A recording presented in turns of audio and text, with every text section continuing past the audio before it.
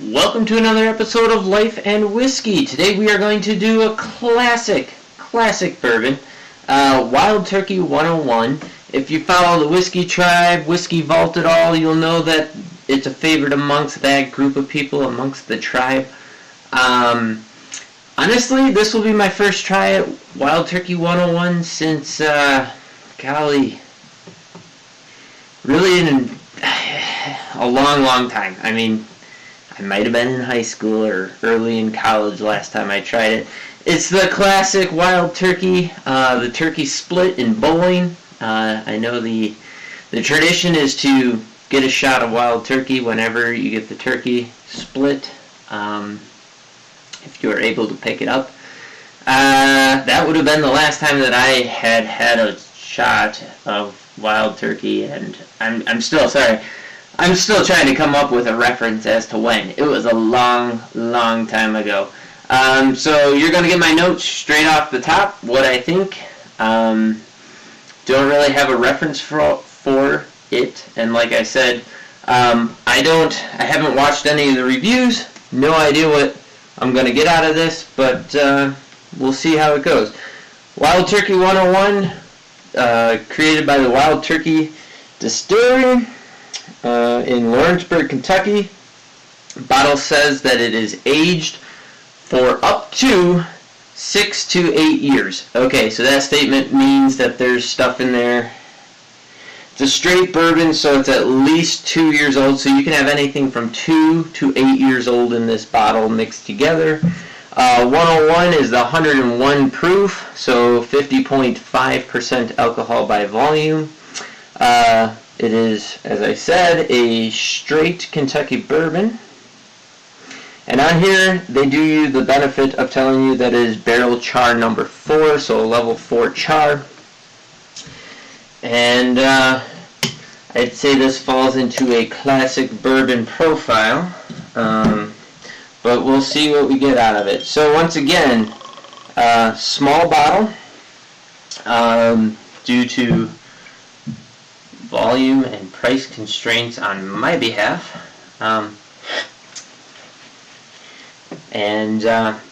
So this is a 200 milliliter bottle. I bought it for $6.39. A $7.50 in my area would cost $20.99. So about $21 for a $7.50. Alright, getting into this. Viscosity is a little low. Yup, on the nose, it is as classic of a bourbon as you can get. I get cherry and apple forward. So it's like light fruit cherry and apple. Has a floral middle nose, rounding into a sugar sweet, like a brown sugar vanilla. A little bit of oak tannin. Yeah, it's just classic bourbon profile in there. The order in which it shows up and how it rounds out is characteristic of this whiskey, I'm going to say, but it's not necessarily how you're going to find those notes presenting in other bourbons, but they're the same notes you'll find in other bourbons. So 50.5% ABV, so it's a bit higher in alcohol content than most people are going to be accustomed to. So it might be a little more bitey than people are accustomed to. I'm going to find out when I taste it. This is going to fall right in line right around your bottled and bond proofs. Those are at 100, so if you're drinking bottled and bond stuff, you'll be pretty acclimated to the alcohol in this. The brown sugar note keeps dominating along with the cherry floral.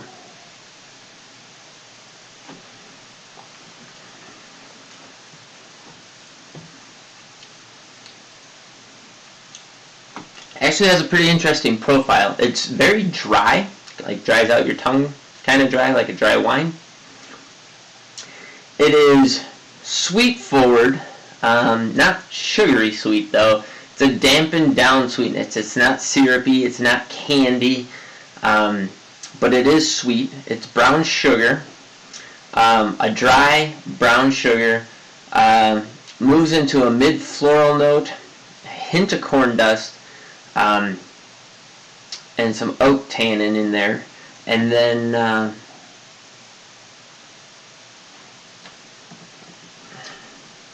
okay, that time cherry very forward, oak tannin, and actually for over 100 proof, the finish is very just and gone. It oak tannin and dry, a hint of barrel spice and oak, and then gone off the palate immediately. It just kind of disappears. So in flavor profile, it's a short profile, maybe like 3 to 5 seconds. It doesn't linger. It's not clingy. It's very dry. I don't actually like the mouthfeel of this because of how dry it is. It has a very dry wine mouthfeel to it. Like I'm going to drink some water after I'm done with this because it dried out my entire mouth.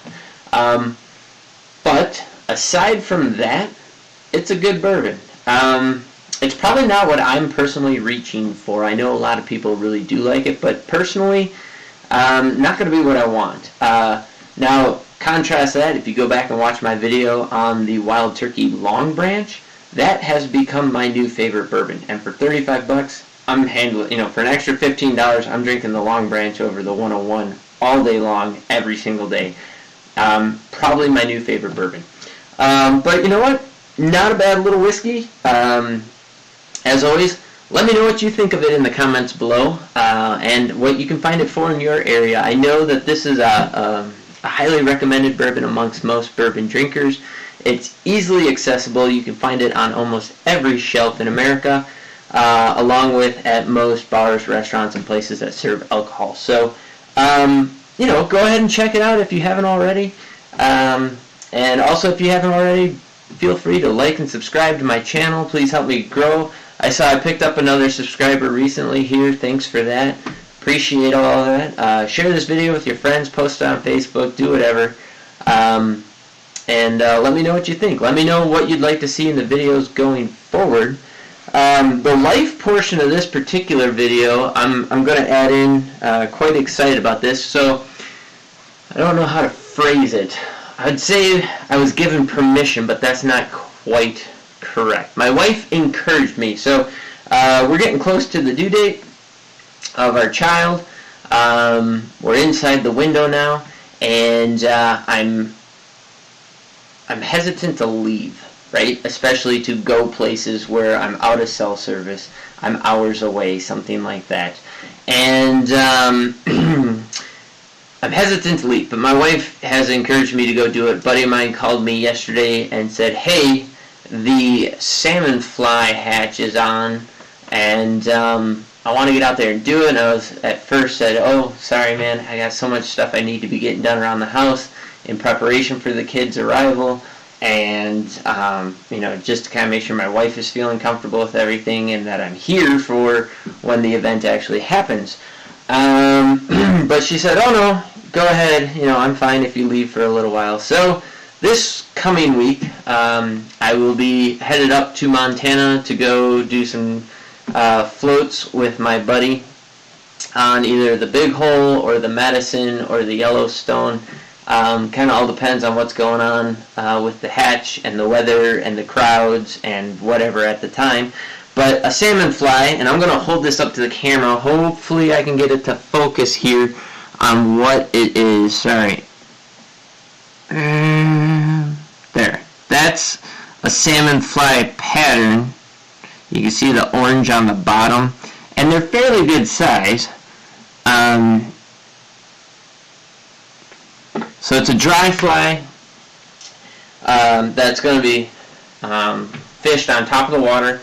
And typically it's foam, so the orange part of this one is foam. This is like a production one. Has these weird, stupid little legs and whatever else, and like the body was printed and whatever else. You can tie them really, really easy out of just some orange foam. Orange and brown foam will get you 90% of the way there. And if you're a fly fisherman, you are probably well aware of the famed and glorified, probably over-glorified Salmonfly Hatch, especially on the Madison River. It's a mecca. And supposedly, I've done this trip once before with my buddy.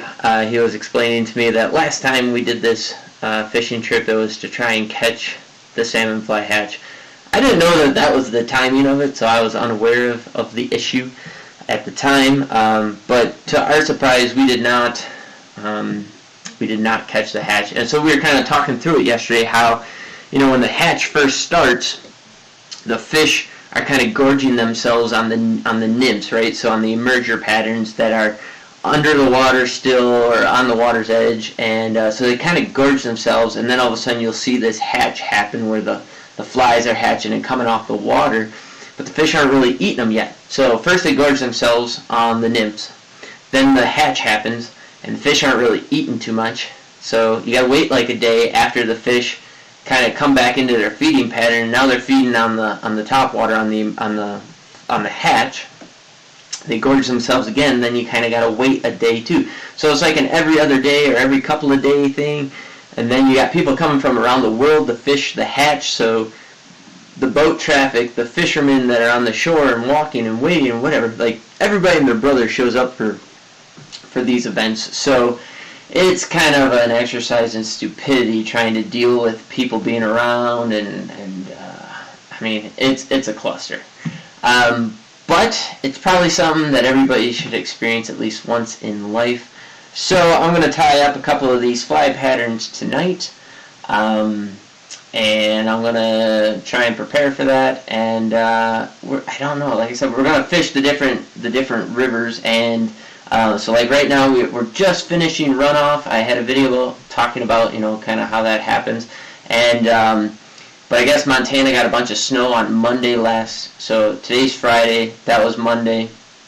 They got a bunch of snow up high, and like today here in Wyoming, it's 90 something stupid out, so everything's melted off. The high country's melting out, but the major push of runoff is kind of already through the system, and you're probably going to see a couple more high pulses, but a good portion of many of the rivers are not going to be experiencing those high flows, kind of milk chocolate looking water conditions in the coming weeks. So it should be a good time to get out there. And how the fly hatch starts is on the lower portions of the rivers is where the hatch starts first, and then it slowly moves its way upstream as the water conditions and weather conditions favor the hatches, and it just starts pushing its way upstream. And it lasts about a week and a half, which means that there's high intensity pressure from fishermen during those small windows. So we're going to get out there. We're going to see if we can catch some good sized trout. Hopefully some nice sized browns and rainbows will find their way to our fly patterns. I only got a quick couple of days to get up there and do this and get back. Trying not to spend too much time away from my wife, although, as I said, I have her blessing. I don't know, I'm a little uncomfortable about the whole thing, but I also kind of want to go do it and experience it, because it's probably going to be a couple of years once Junior hits the ground before I'll be able to get up there and do it again. So thank you to my wife. Love her and appreciate it for her encouragement to allow me to get out there. And thanks to my buddy for giving me the opportunity. And I know he also appreciates having somebody to be able to go with, because that was his main reason for calling, was trying to track down somebody willing and able to actually go and float with him, because most people, oddly enough, always say they want to go do something, go hunting, go fishing, go whatever, but then when you present them with the opportunity, all of a sudden, I can't. And for the first time, I had to do that to my buddy until my wife stepped in and said, no, you should go. So thanks to everybody. We're going to go out there and get after it. I encourage you to take time to go explore either a Salmonfly Hatch if you're able, and if you're not, check out what's going on in your area, watch for those big hatches, and get out there and enjoy some spring fishing while the opportunity exists. Thanks for watching the video. Go out and explore some Wild Turkey 101 if you get the opportunity. And like I said, I'm probably not reaching for this. I'm going to reach for the Long Branch, so if you haven't tried that one already, go ahead and give that one a whirl. I think you'll be happy with your decision. As always, thanks for watching the video. Please like, subscribe, share, hit the notification bell, do all that stuff. And if you're a subscriber already to my channel, I greatly appreciate it. I'll catch you guys on the next video. Until then, you guys take care and have yourselves a great day.